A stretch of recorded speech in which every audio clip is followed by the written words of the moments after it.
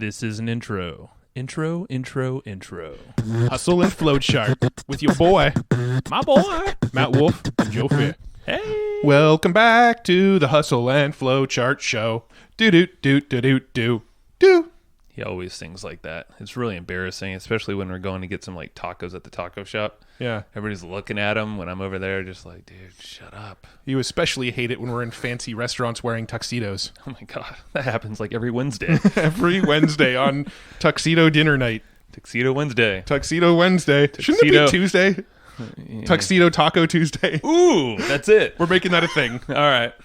Damn it. Today's Tuesday. We missed it. I know. All right. No, but we went to a taco shop. We were not wearing tuxedos. We did not wear tuxedos at the taco shop today on Tuesday. Hashtag fail. Hashtag Tuxedo Tuesday. Fail. All right. What are we doing today? Today, we're talking to a good buddy of ours, somebody that we actually spent quite a bit of time with out in Austin. And in San Diego, you went to a football game with us. That is true. We went to a football game with him. Yes. Spent a lot of time with him. He is a PR ninja. Master. Public relations, not press releases. We'll talk about press releases and public relations on this episode. But what we dive into really, really deeply on this episode is how to get featured in media, how to get earned media on local news, on national news, in magazines and have newspapers. you heard of this little publication called Forbes? Yes. Yeah. So like basically this strategy gets people in Forbes. Yeah. And gets people on TV as well. Everywhere. And this dude's a hero, by the way. Let's just... we'll get into that in the episode. All right. He's a hero, and you'll know why very shortly. We don't need to go into it now. But yes, he is a good human being, but he's also a brilliant human being when it comes to this PR stuff. Correct. And one of the big things that people seem to struggle with when it comes to PR is they'll get the PR, and then once they have it, they don't know what to do with it. So like they get a TV appearance or they get featured in a large publication, and then it just kind of peters off and nothing ever comes of it. Well, we're going to dive really deep into that as well. What do you do with this press once you get it? So on this episode, you're going to learn how to get the press and then what to do with that press once you got it. I mean, this is a formula for growing your brand like really quickly. And hint, if you have any kind of marketing funnel set in place and some marketing chops, you definitely need to implement this stuff. Absolutely. So it pairs up perfectly. So and you'll hear in this, so it's funny. I mean, you hear our references to GenM. They're our sponsor of this podcast, and we use them extensively for apprentices doing all of our marketing work and stuff like that. Things that we can definitely pass to others for very inexpensive. Mm-hmm. Andrew was the one that introduced GenM to us, so it's kind of ironic, this whole thing, and what he teaches with bad press releases, PR, public relations, the other PR, the good PR, is he literally in his training and he tells people, hey, have them go and do a lot of this work for you. So I'm not even going to say anything more about GenM because we bring it up inside the context of this whole thing. So you'll hear some actionable ways to use the service, but definitely make sure to go to evergreenprofits.com/GenM, GenM, to get a $10 off discount, and you could get all the whole deets there. Yeah, and you'll hear that link again because I pretty shamelessly plug it. Now, let's dive in with Andrew O'Brien, the publicity guy. That actually used to be one of his brands. That's true. The publicity guy. Let's do it. What's happening, Andrew? Thanks for coming on. Thank you for having me on. Of course, dude. I mean, let's see here. We're all mutual buddies with Omari. He's been on the show. He's a good buddy of all of ours. And yeah, I think we've had like now countless talks of PR and marketing, ranging from probably talks with Omari and stuff, us in Austin. You were doing work with David Schloss, who's been on the show twice already. And I think David told us to connect. Oh, that's right. Yeah. That was I was way back in my PR days. Yeah, that's what it was. That's where the connection came from, was through David. Take us back to those PR days because I want to hear it again. You've done some crazy stuff. Well, no. I want to go further back because you're an ex-military dude, right. And I want to get your story of how you got into entrepreneurship and also included in that the whole PR story.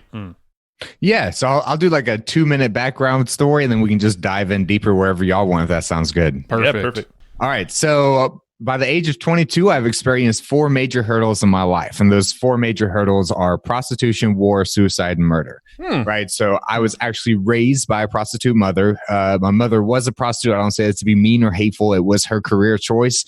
We were raised in motel rooms, trailer parks, cars, apartments, houses, moving every 3 to 6 months, never stayed in one place very long, witnessed a lot of traumatic things as a child. Decided after my childhood, getting into my adult life, that I wanted to escape, the Dallas-Fort Worth area, which is where I was raised. And so I decided I was going to join the Army. I actually had dropped out of high school, so I had to get my GED to join the Army.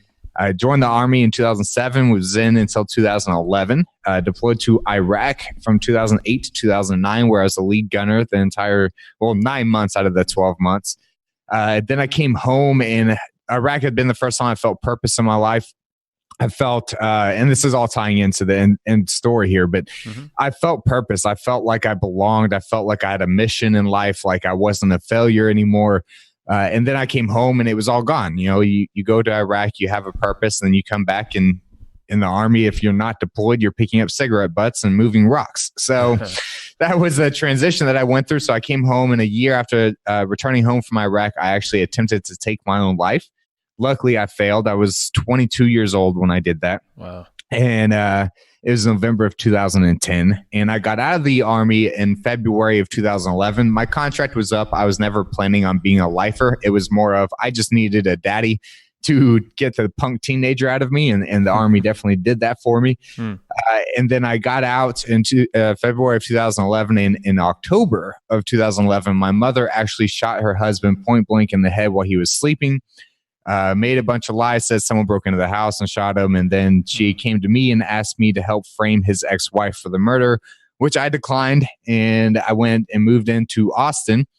And throughout that time, so it was 2011 until 2014, where she was finally imprisoned.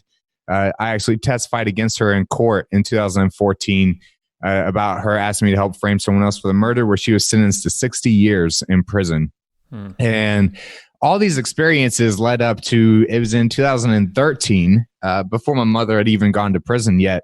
It was in 2013 that I woke up one morning, I saw the news about 22 veterans taking their own lives every day. And it was like in that moment, something clicked for me. And it was like, all right, this is what I was meant to do. I want to go help these people. How do I do that? Well, they need to hear my story. They need to know that they're not alone, because I always felt like I was alone until that I saw the news interview about 22 veterans taking their own lives every day. I just felt like I was the one weak one.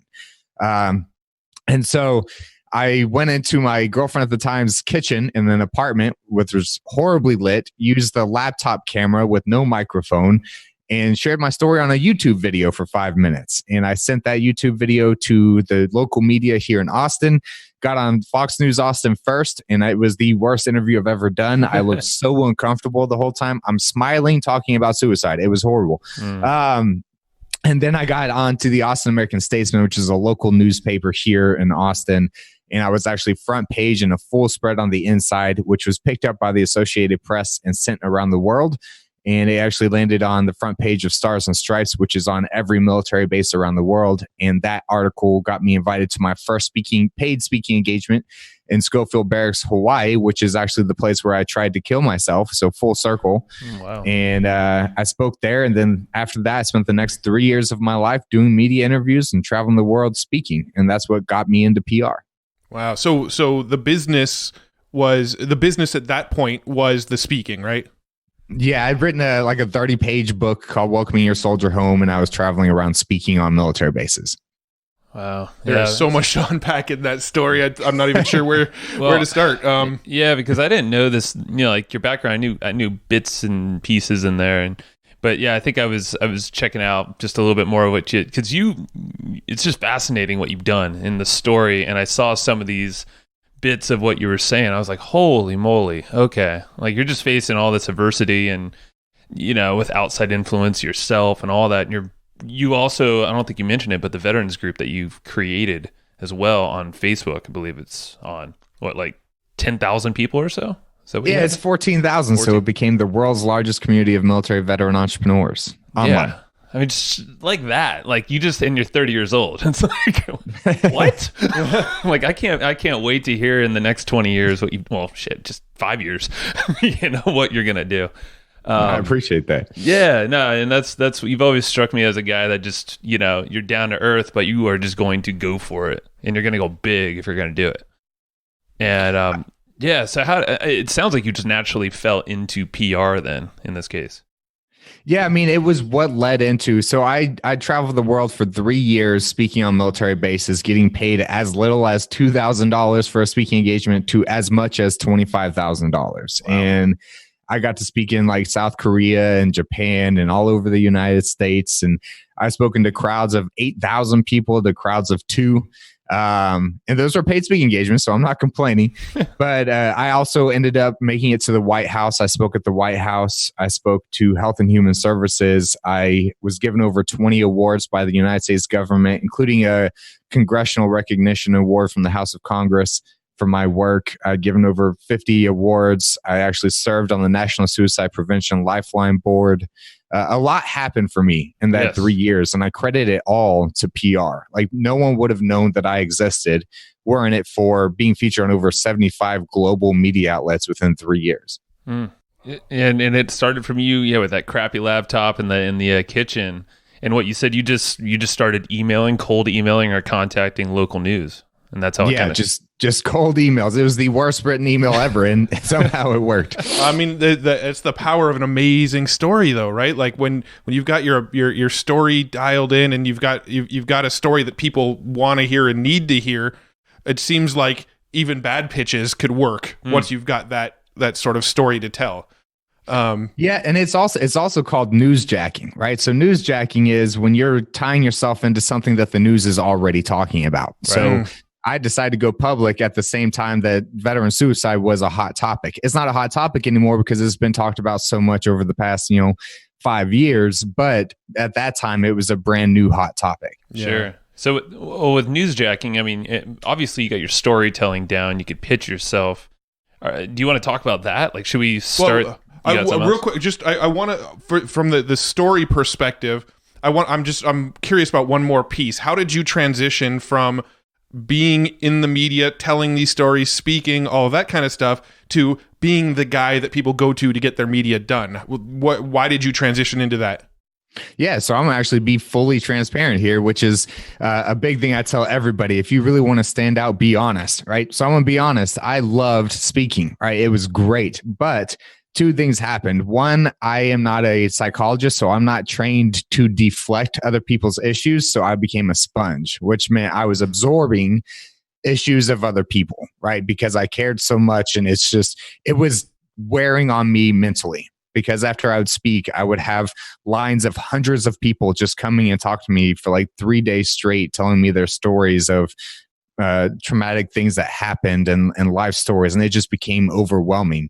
And then the second thing, the real reason I ended up having to quit that and do the PR stuff is because the government budget got cut. And the first thing they cut was mental health. And that was who paid me my money to do the speaking, which is how I fed my family. So I was faced with a moment where it's like, all right, well, you're not going to get paid to do this anymore. So you got to figure out what's next. I knew I would never work for anyone else again. So I had to figure out, well, what skill sets do I have and who do I like? And I like entrepreneurs because most entrepreneurs that I meet are in it because they want to make an impact. They want to do something big. So I was like, well, I learned this over the past 3 years. I'm going to start doing that. And that's where the transition came in. Got it. Makes sense. Yeah. And it just seems like a natural thing because you know the impact, you've seen it. And I can imagine the kind of, like you said, being a sponge, not being there to actually help. I mean, you're helping, but you're almost bringing awareness more than psychologically helping them, when you were doing the speakings. So it makes sense why you made the transition just for yourself. Yeah. And you're a super badass. You are a fucking superhero in my mind. I mean, like nice. to go through the adversity that you've gone through and then still kind of pull yourself together, channel that energy to help other people overcome a lot of the similar issues. In my mind, that makes you a superhero. Mm-hmm. Agreed. Well, I appreciate that, man. Thank you. Yeah, no, it's true. And it's apparent you got your storytelling. Like, I want to get back to that because I think that is one of the most important things, not only in PR, but just in life. If you want to leave an impact, you need to explain yourself or the why or the purpose with great storytelling. So I want to get into that. Maybe there's some pointers or some fundamentals that you use to create a good story. Yeah, I'm going to add on to that real quick because as you were telling your story a few minutes ago, I feel like you had your story dialed in, almost like you've told it before. And there's a lot of people that are probably listening to this episode going, I lived a pretty normal middle-class life and haven't really had to face a ton of adversity. What story do I have to tell? Yeah, it's funny. I hear that more often than most people would think. A lot of people who tell me that my life was boring, nothing really exciting happened. And I always call BS on that, right? I always say that's crap. It's just we get so used to hearing the worst stories possible that we discredit what we've been through ourselves, right? Mm-hmm. Because if you hear this story of mine, you're like, wow, that's insane. Dude, there's people out there that have lived much worse of a life than I ever have. And so I think what happens is you have to stop comparing your story to someone else's, and I had to learn to start telling that when I share my story is, hey, don't compare your story to mine, because that doesn't mean that you haven't been through anything. The most important thing is to be honest, especially when it comes to entrepreneurship. I mean, we've all been through struggle, right? We've all been through near bankruptcy, foreclosure, being broke, trying to figure out just how to pay rent on the first. Like, we've all been through hard times at some point in our life, especially as entrepreneurs. I feel like we face hard times every month with something new. Mm-hmm. And the biggest thing when it comes to sharing a story is I tell everybody the best pointer that I can give, because I'm not the story brand guy. Like, I don't help draw stories out of people. But what I do tell people is if you aren't scared to tell the story, it's not powerful enough. So you should be scared. It should put knots in your stomach to even consider the idea of sharing that story publicly. That's the story that you should be sharing. Mm-hmm. And the reason I say that is when we talk about PR, everybody thinks, oh, PR just means getting in the news. No, PR is public relations. How do we relate to the public? The best way to relate to the public is to make them feel like you are just like them. You've been where they are. Right. And that means tapping into their emotions. I study psychology all the time. Now, I have a GED. I have no other education, but I study the brain all the time because that's what public relations is. People like to feel connected to the people they do business with. Yeah. And it's pure honesty, like you just said. I mean, we could relate. Matt and I had a good conversation yesterday. Even just being honest with people you work with at a small level, I feel like will unpack bigger meaning, bigger things that you can do as a team. I know Matt and I, we have a long history with each other, but there's certain things that we might not always be telling ourselves, but we know something's holding us back. Like, that's a version of a story that has allowed us to grow more. But then, like you said, something you have knots in your stomach. There's all sorts of stuff that we probably can't, we're not thinking of. It's hard to describe, but you really have to mind dump all this stuff in your life that's happened. And then you can kind of probably start to connect a really cool story around that can relate, but also shows you that you've been through some stuff, proves this impact that you're trying to actually, put out there into the world. Yeah, what the media actually calls it, they call it, we live in a false truth era. And what that is right now, everybody's trying to sell the idea that they're rich and successful and Lamborghinis and mansions and, people living in Bali acting like they're rich because when you live in Bali, $2,000 a month, you are rich. And so what happens is the only way to really stand out now, to get your story out in the media, to get people to connect with you is to be honest, because that's the rare thing now.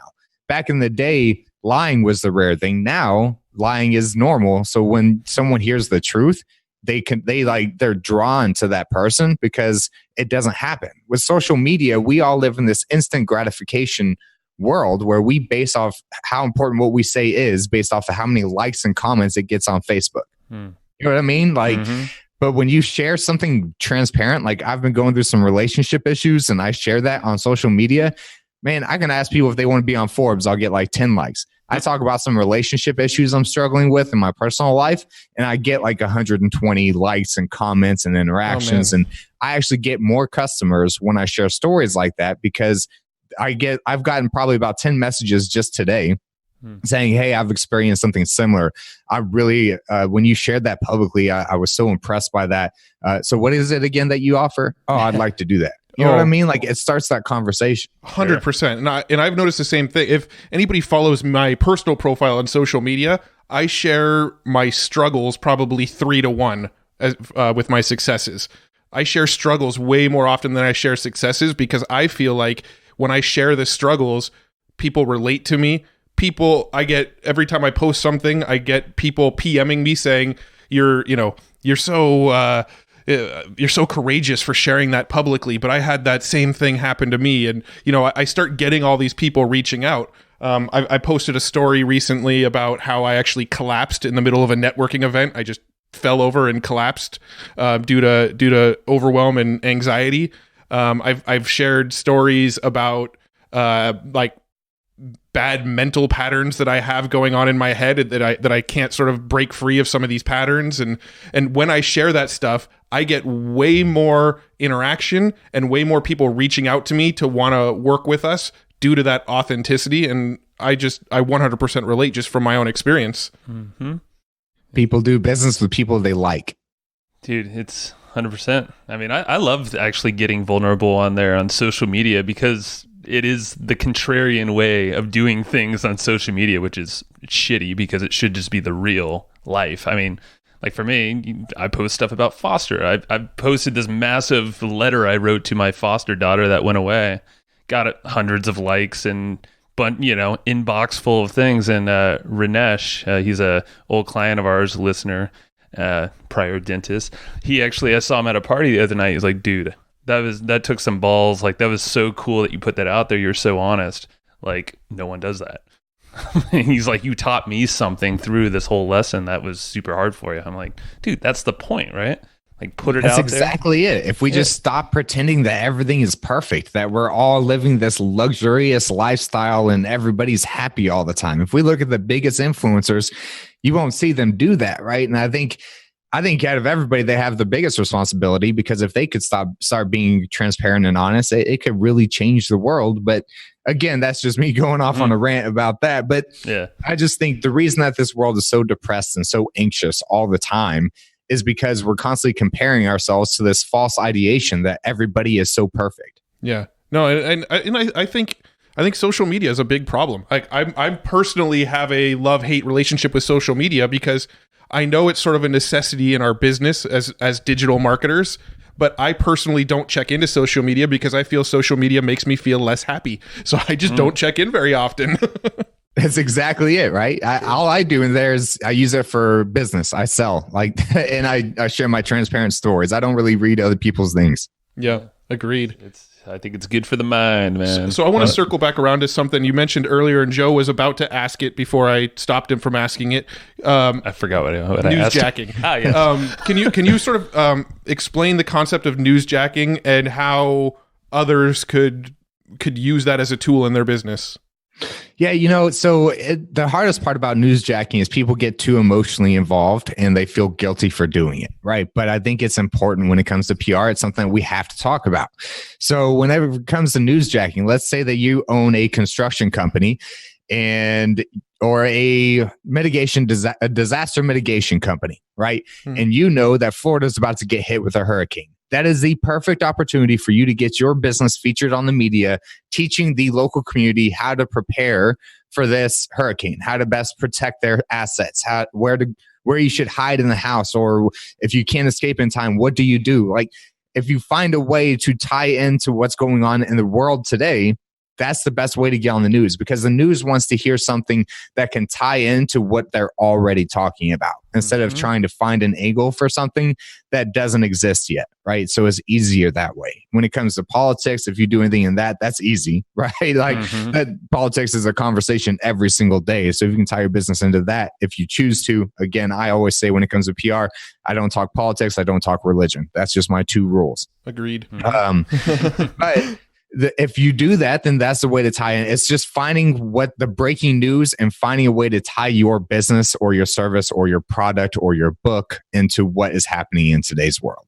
Yeah. Now, it seems like there might be sort of like a fine line between doing newsjacking in this sort of ethical sense, like the example you laid out of there's a storm coming, here's how to be prepared, and that sort of gets your brand out there. But it's essentially content marketing through the media. You're giving free content and value so that hopefully people remember you when they need your help. But it seems like there could be this sort of unethical, I don't know if unethical is the right way to word it, but there's a fine line of like gray area where you might see like a disaster that happened and then try to link your brand to something that is a little more distasteful. You know what I mean? Like a misleading type. No, just like let's say there was like it's the same example of like the disaster mitigation. If that was handled in a different way, like a hurricane just hit, and then you go on the media about your disaster cleanup business, then it might feel a little like you're capitalizing on the backs of a tragedy kind of thing. You know what I mean? Like I don't feel like I'm wording this right, but no, what you're saying is making sense, right? Because then what happens is people say there's no such thing as bad PR, and I think that's a complete lie, right? Because then if people feel like you're taking advantage of some people whose lives were just destroyed, I promise you're not going to get positive results from that, right? So another example is, let's say a storm already hits, then if your company were to go out and donate like a week of time and resources and products to help that community, right? That's another form of newsjacking where you're doing something positive and you're just getting the news to share the story about it. That makes sense. So if let's just like kind of role play, let's say we are this construction company or something. What would you do with that? Like you have this idea, you figure out how to tie your company in with this natural disaster that happened or is about to happen. What do you do from that point?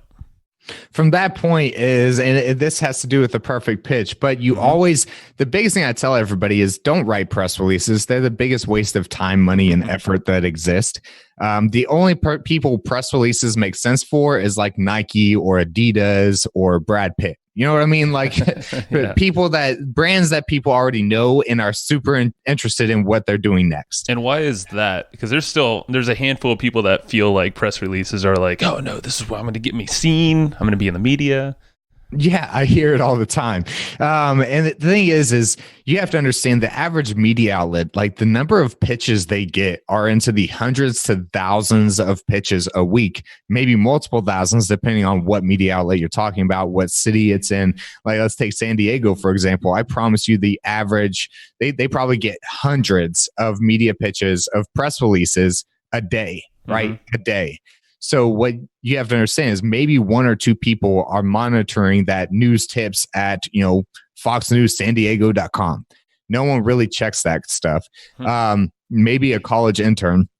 And they get so many press releases that they don't care. You know what I mean? Like, it's like, what if you got 10,000 resumes? How many of those resumes are you really going to go through? Or are you just going to look for keywords, use a keyword software?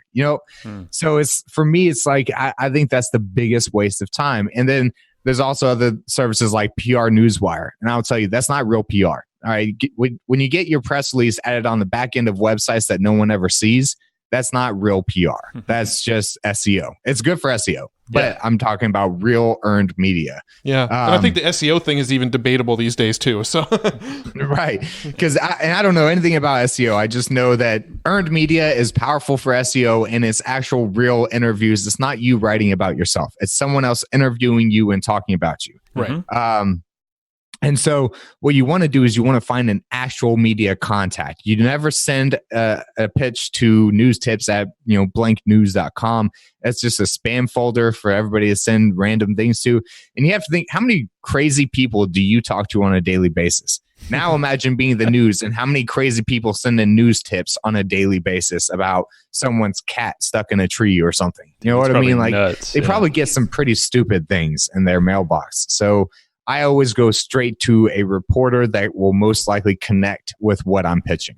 Right. Makes sense. And how would you go about finding their contact details or getting in contact with that reporter? Every media outlet has like a staff part, right? Let's say it's like local TV, like Fox News San Diego. They have a team portion on their website where you can scroll through and you can read everyone's bio. You can find them on social media. You can literally learn everything about everyone at that media outlet. You find the ones whose bio matches it the most, and that's the one that you pitch.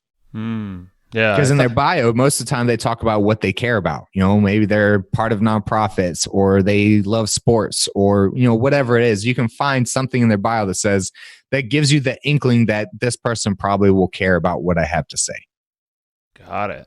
So you're actually go figure. You're actually doing some research prior to reaching out, huh? Research is the biggest part of the job, right? Is finding the right person. Yeah. So talk about the research more, because I know when we hung out, so I'll preface it a little more from when we hung out, when we were talking about Haro, right? Help a reporter out.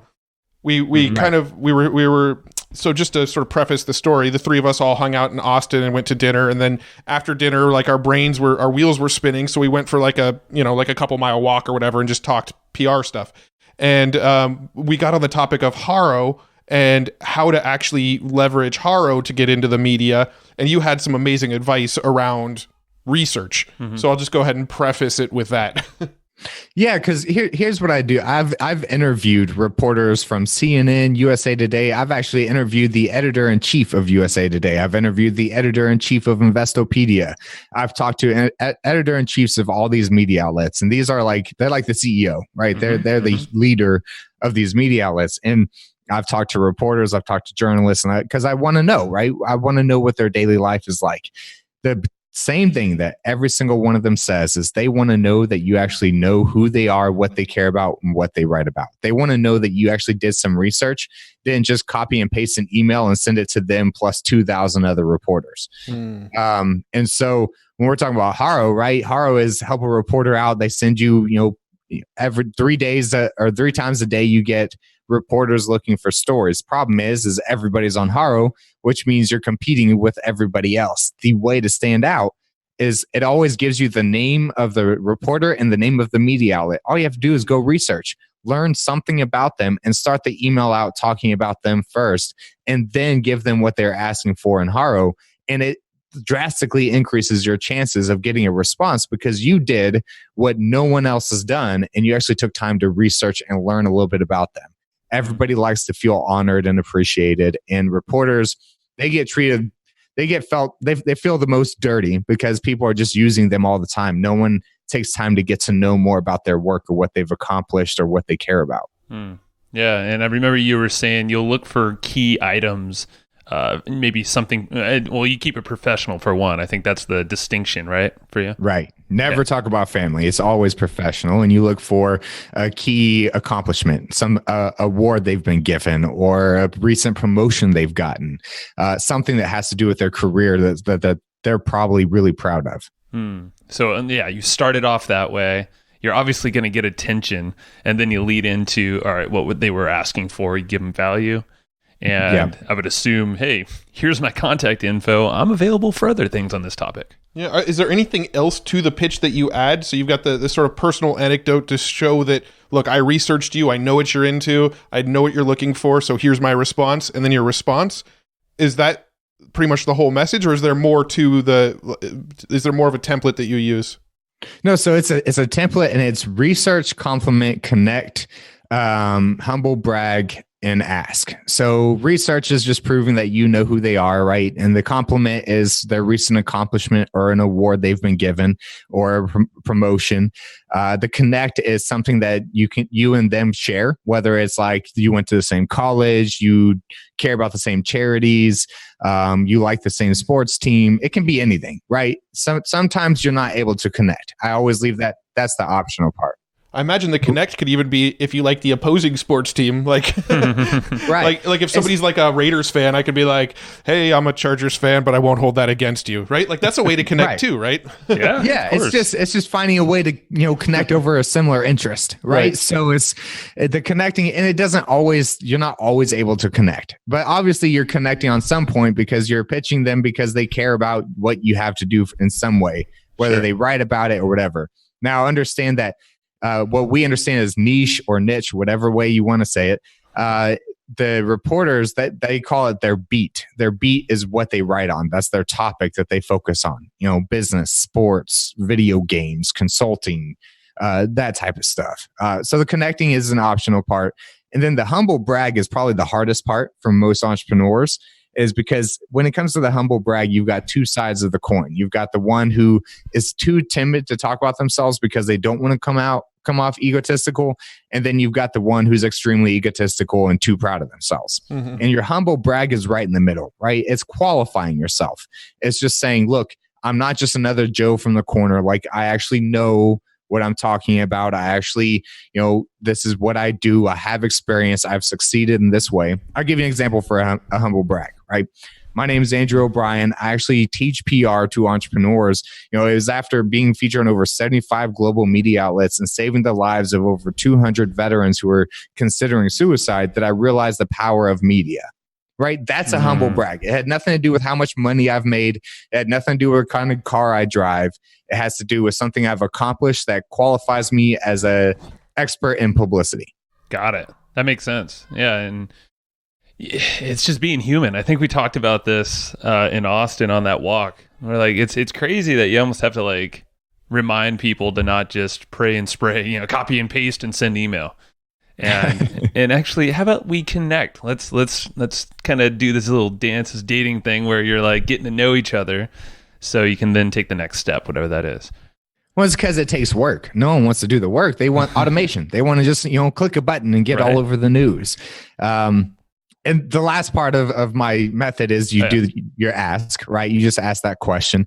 And the question is always a rhetorical. Do you think your audience cares about X, Y, or Z?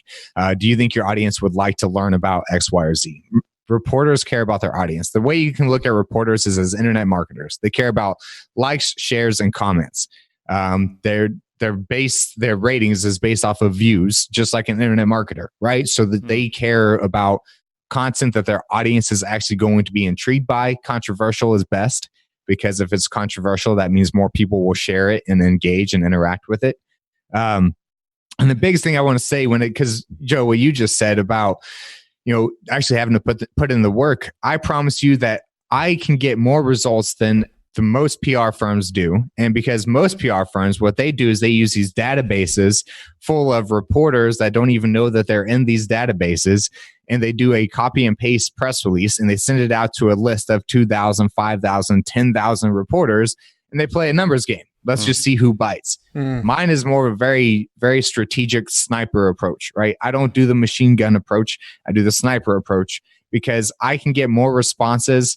A good pitch probably take 30 minutes to write, but that 30 minutes, I'm going to actually get a response and it's most likely going to turn into an interview. The average clients, students of ours, like I just had a student who just sent out their first pitch, got a response within 20 minutes. The article was live within 4 days.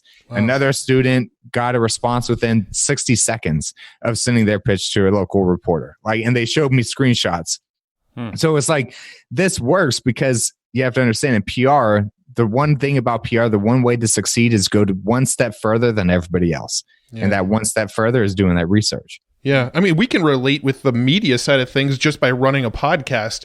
We get multiple people per day coming to us asking to be on the show. And I would say 9 out of 10 of those emails don't even make it to us. But 1 in 10 will get passed along to us, by one of our VAs saying, look, this might actually be a good fit for your podcast. And then out of those that make it to us, maybe one a week or so, we might pick one a month and actually bring them on the show. So, we have pretty heavy filters as a podcast that doesn't have nearly the reach of some of these media outlets that you're talking about. Well, and here's the kicker, is that most people do the copy and paste thing, even if it's them themselves. Sometimes their agencies, booking agencies do that.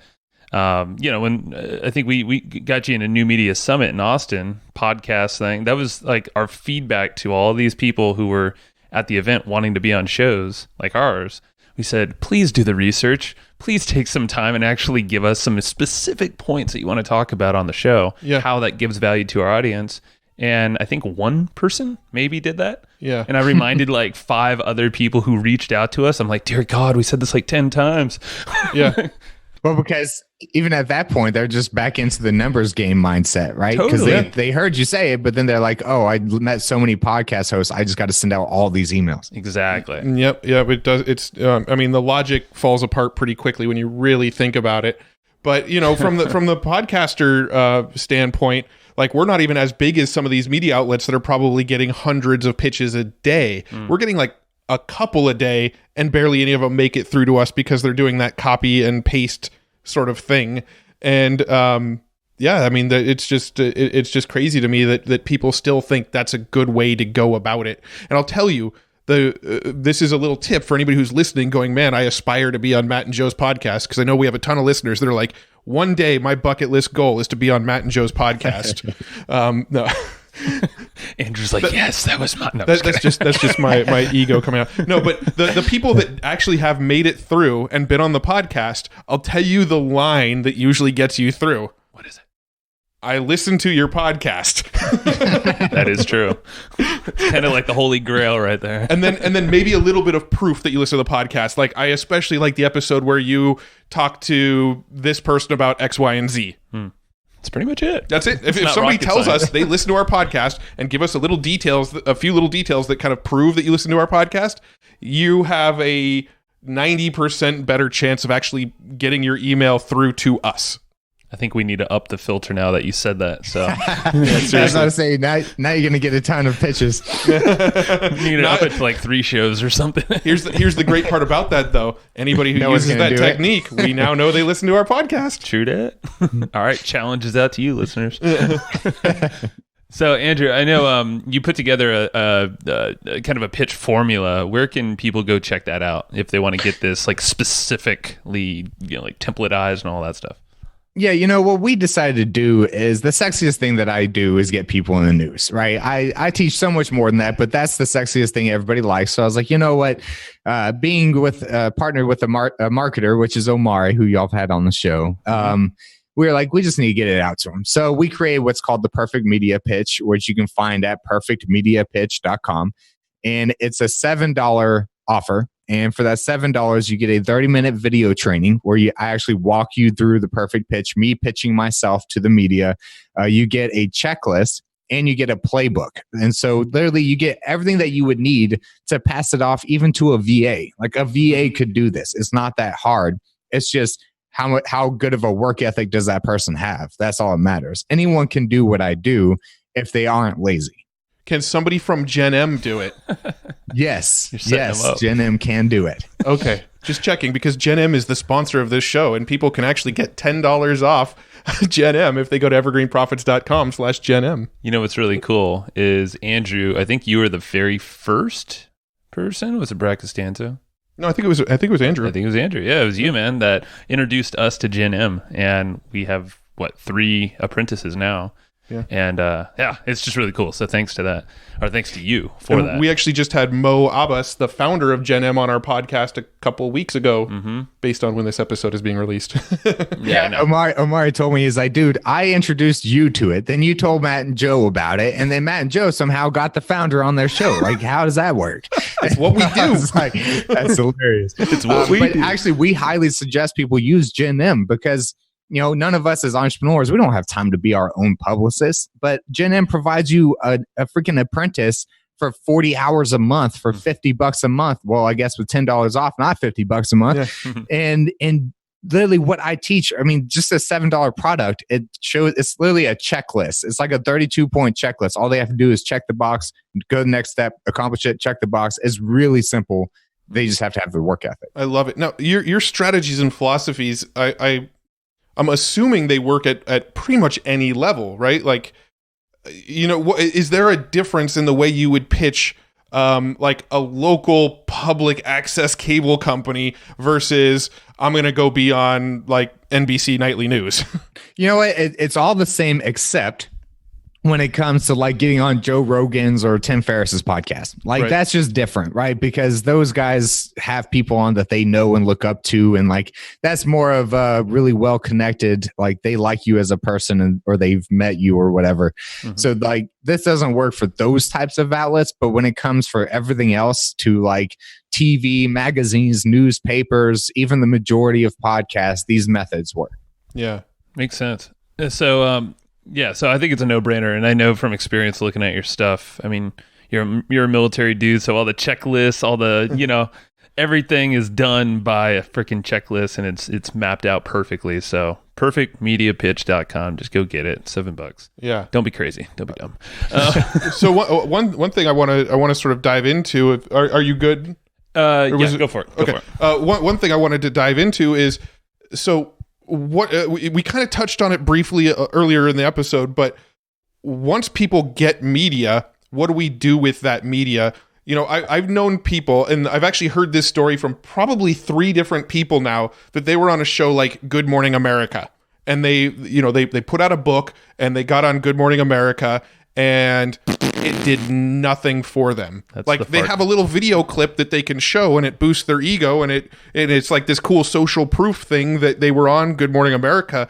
But from a traffic to my business and this converting into sales for me, it's done very little for them.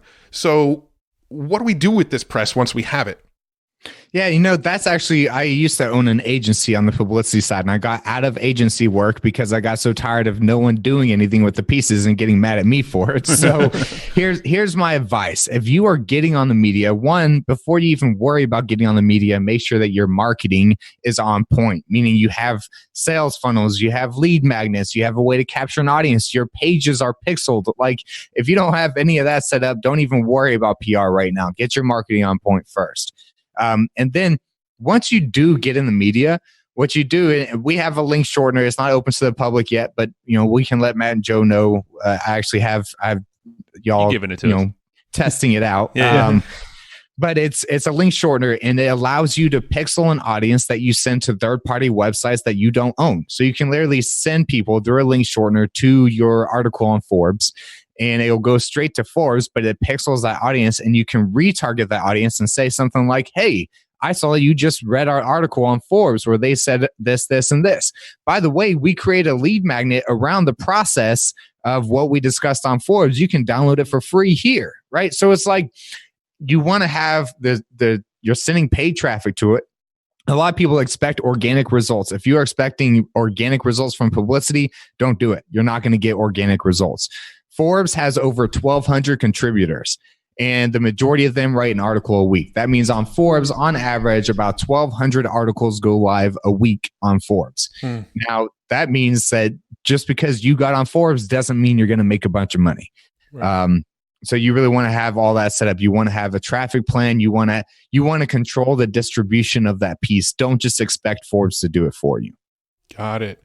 So I love that concept of the pixeling. So I'm assuming the tracking tool, you can do it with like Google or Facebook or anywhere that you can drop a pixel. Yeah. Cool. So basically, like, let's say we get on Forbes, we create our own link. It might be, let's just say for ease sake, egp.com/Forbes article. Sure. Right. And that when somebody goes to that URL, we don't have egp.com. So if you're listening, don't go there. But if that was our short link and they went to that Forbes article, it's going to drop a Facebook pixel and start to create an audience of people that read that article. And anybody who read that article, we can now retarget them and say, hey, thanks for checking out our article on Forbes.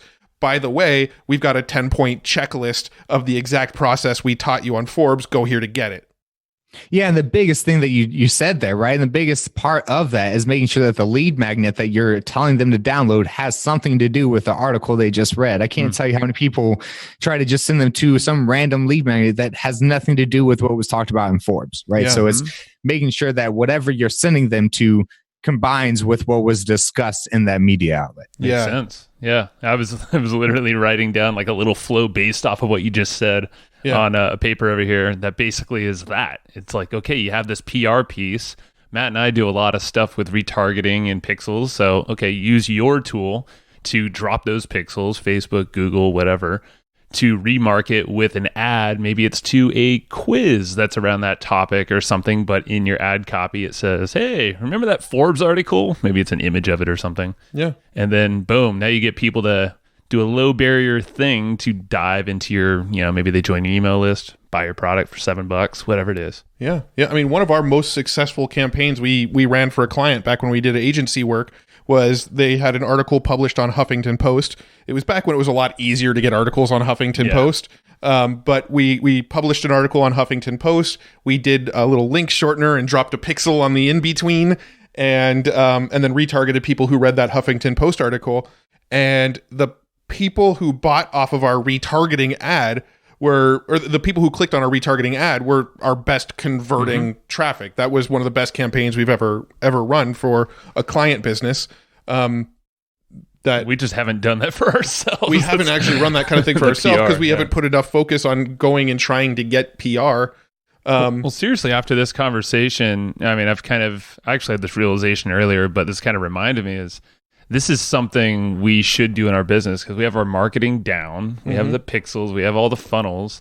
My role in the business is more front facing other than obviously you are here, Matt, but like in terms of talking to prospects and people and partners, I mean, this is like a perfect opportunity for us to spearhead, or probably for me, and then wrap it into the marketing funnels that Matt's mainly hands on with.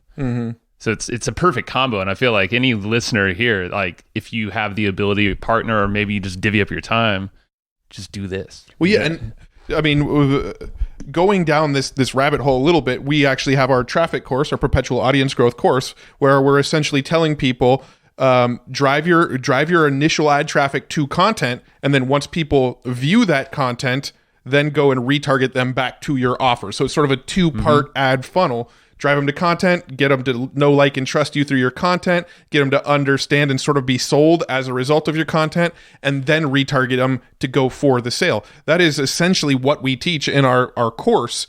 And this is almost taking it just a slight step farther and saying, do that same thing, but it doesn't necessarily even have to be content on your own website to start with. And I think it helps that it's not content that starts with your own website, right? Because it's a trust building, it's earned media, it's third party endorsements from media outlets that they trust, right? So what I would do, let's say I was you, Joe, and I was getting, Evergreen profits on a feature in Forbes, right? What I would do once that Forbes article came out, I would run an ad and I would target people who follow Forbes and match the rest of my avatar, and run and send them to that article on Forbes, because now I already know that they trust Forbes because they follow Forbes. And now it's Forbes telling them more about me versus me telling them more about me. Right. Because when you're talking about yourself, you have to spend more time building that trust and proving yourself and all that. Once Forbes tells them that they can trust you, they're probably going to trust you because Forbes said so. And because they haven't been on Forbes. Right. So it's like that. It builds that credibility. And I think right now as entrepreneurs, we're all in such an overcrowded market. The best way to stand out is to get that earned media, that third party endorsement from outlets and media places that people know, like, and trust. Yeah. Now this question is totally a loaded question that I have no clue how you are going to answer it, but I'll ask it anyway. Have you noticed any sort of specific media outlets have bigger impacts than others? Like the 80-20? Like the 80-20 of media outlets to focus on. And this, okay, so maybe this is a two-parter. So like TV versus radio versus podcasts versus getting on well-known blogs. That'd be kind of part one. Is there any sort of standout media outlet that works? And then part two would be like maybe a specific brand, like a Forbes or a Success Magazine, or I'm obviously thinking of business related stuff because that's the world I'm in. But have you noticed any specific trends, I guess? Yeah. So let me ask you this. Your listeners probably know what a customer avatar is, right? Yeah. Okay. So the same thing that you would do with a customer avatar, you want to make a media avatar, right? And the best way to make a media avatar is go to your customer avatar sources of information. That's where you want to be, right? So I always tell people, we get so caught up in the idea and the ego of, I want to be on Forbes, I want to be on CNBC, I want to be on Bloomberg, I want to be on Wall Street Journal. And it's always funny because it's like, that's not where your customers are. Why do you want to be there? right? For us, like Matt, Joe, myself, of course, you and I, we want to be on the business publications because we serve business owners, right? So it makes sense for us. But it also depends on who is your audience and where do they get their information. That's where you want to be. But for our world, I will say that Forbes is the highest ranking, the most impressive one. People are more impressed by Forbes than any other media outlet because it's just well known. I base everything off of similarweb.com. If you go to similarweb.com, you'll see Forbes has I think it's over 100 million visitors every month. Entrepreneur has 20 million or Entrepreneur has 15 million and Inc. has 20 million. So I base off of how many visitors do they have on which ones I'm going to put a priority to. But I will say that Forbes is my most requested media outlet whenever I used to get people actual outlets for them. Got it. All right, so I'm going to be super, super selfish because that's what we do on the show. And our listeners have told us that our favorite parts is when we just get selfish and ask questions about our own business. So might as well go for it. What's coming? So we've got this podcast, Hustle and Flowchart, and we want to get it more exposure. We want to get it in front of more people. We want to get more PR around this podcast. What sort of, obviously without going into what you would sell for consulting, but what sort of quick advice would you give us? What sort of path would you lead us down to get more exposure for a show like ours? So what I would do is I'd go to Google and search top 10 business publications, and you'll find the list of Forbes, Wired, Entrepreneur, Inc., TechCrunch, things like that. I would go to those top 10, make those my top 10 priority. I go to each one of those and search the keyword saying top podcasts, and you'll find articles of the top 15 podcasts to listen to on this topic, the top 10 podcasts to listen on this topic. I would find people writing articles like that and start to introduce myself and go through the perfect pitch that way. The research, compliment, connect, humble brag, and ask. I would follow that method by reaching out to people who have already written articles about podcasts because those are the ones more likely to write about it again. And find ones that are older, right? So you don't want someone that just wrote about it last week because they're not going to write about it again anytime soon. I'd find someone that maybe wrote an article about top podcasts at the beginning of 2018 because they probably plan on writing another one at the beginning of 2019. So finding someone like that would be best for y'all and pitching those people. So literally right now is probably the best timing to be doing that if people might be gearing up for a new end of year version or something. And it seems like a perfect GenM type of research role too. Just always got to get that pitch in there, don't you, Joe? Do all the research and send you the link and the contact information. Hell, you have the training. Just give them the training. Have them do that if you trust them enough. That's what I would do. Yeah, because right now, what you have to understand is as it gets closer to the end of the year and at the beginning of the year, the majority of articles you're going to find right now are going to be about, what are you going to do in 2019? The 3 steps to blow your business up for 2019, the 4 success tips to have your best first quarter, things like that. You're going to see a lot more of those trending. 10 podcasts to tune into for 2019. Damn it, right. Andrew, you're going to see us on one of those lists. and you're going to be the first one to know about it. I'm trying to think if I have any other questions about the PR media stuff. There's a lot of stuff, but I think the big thing that it is here is figure out your pitch. I mean, that makes sense. You got to be concise. You got to figure out what you're doing, but actually do the damn work. Yeah. This is talking to myself too, but also the listeners is, it's just do the work. And like you said, if you do a little bit more than just the masses of other people, it feels like it's not like Google ads where, it's easy to just start an ad, run an ad, and, you're just bidding around and targeting. It's it becomes crowded, in all these there's other subjectivity places. to it, and there's things that are out of your own personal control around it. Yeah, where Google ads, it's completely in your control. Exactly. But this one, at least you're dealing with a human, and if you go a little further, you're kind of setting yourself up in this space where you're kind of by yourself. Maybe Andrew's there, but you have a lot less competition to actually get seen by a lot of people. Well, I'll even go one step further and say, don't do it by yourself. Don't do it for yourself. Have your team member do it. I mean, how many of us have assistants where we don't even have enough work to give them, right? We're like, well, I don't really know what to tell you to do right now. Any downtime that your virtual assistants, your in-person assistants, your team, someone on your team is intelligent enough to do this. It's really not that hard. It's just following a process and doing it step by step. And you could have, just go to GenM and have someone else do this for you.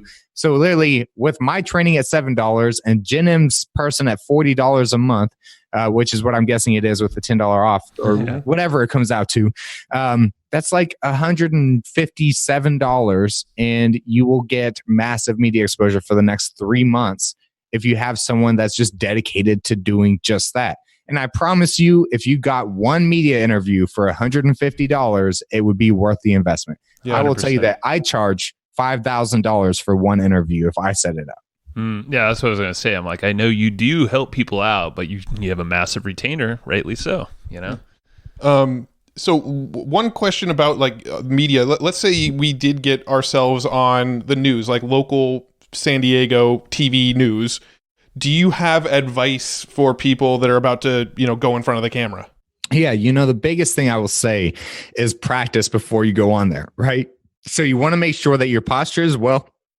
Don't slouch, sit up straight, make eye contact, be comfortable. I know it's easier said than done because you're going to have a camera in your face. But you got to get really comfortable with someone putting cameras in your face. Make sure you get comfortable before you go on TV. I made that mistake, and you will find some pretty horrible TV interviews of me on national and international media outlets looking extremely uncomfortable. I remember, there was one time I was on an international media outlet. They put this earpiece in your ear, and you're staring into this big ass camera lens. That's it. And you got a green screen behind you to make you look like the city's behind you.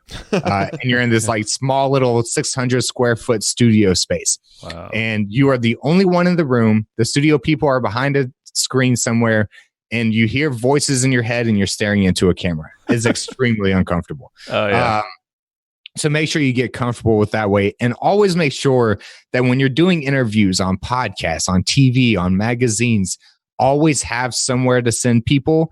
And if it's going to be audio, make sure it's something easy. Like I told y'all, perfectmediapitch.com. If you can't remember that, go smoke some more weed. But other than that, you should be able to remember perfectmediapitch.com, right? Yeah. So have something simple like that where you can tell people a simple URL that they're going to remember, that's going to stick in their head.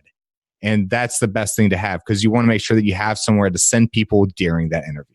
Love it. Makes sense to me. That's solid, man. Well, yeah, I don't want to open up any other loops because I feel like it'll go for a while. Yeah, we'll be doing a round two. I mean, next time we'll probably do it in person. I think it was before the recording we mentioned that. I'd love to do one in person and set up cameras and sit around a room and chat. Maybe me, Joe, you, and Omari all together. Sure. Do a little mastermind video episode or something at some point. I think that'd be really fun. I think it's the perfect mix, PR and marketing. You need both of them, and it's a perfect combo. And if you just master at least the basics, foundations of those, then, you're setting yourself up really nice. For sure. Yeah, so, and I always say PR is an enhancer. So it's a tool that's there to enhance your marketing. It's not a replacement tool. Yep. Now, is there anything in the sort of PR earned media world that we haven't touched on that you want to get into? I mean, you don't have to unload everything. That's obviously what perfectmediapitch.com and your services are for. But was there anything that maybe we should have touched on that we didn't get around to? No, I really want people to see the importance of PR, whether it's something you have someone do 10 hours a month or 40 hours a month or 40 hours a week. I don't care what you do.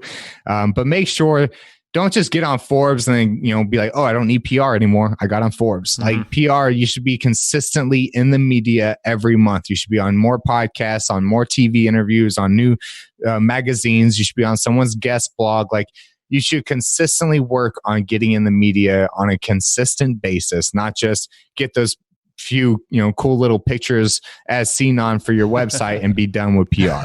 Yeah, don't do that. Now, I know I mentioned that that was going to be like my last question, but I actually thought of another question I want to ask. How important is social media and your existing following to getting PR? Because I've interviewed a handful of PR people in the past, and some of the advice I've received in the past is when you contact them, if you show them, look, I've got 100,000 followers on Twitter and I plan to share this article to Twitter, there's a chance that there's a better chance that they're going to want to feature you.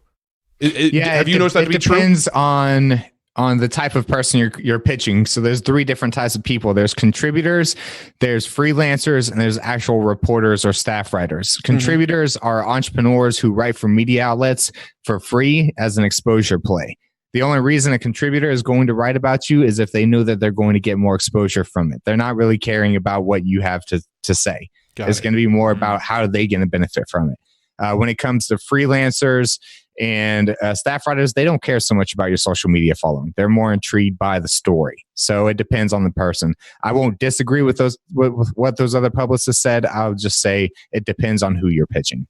Got it. Okay, cool. That makes sense. That was my legitimate last question, okay. Except for our final wrap-up question. Well, my last question is, do you have any books that you often recommend or find yourself reading often?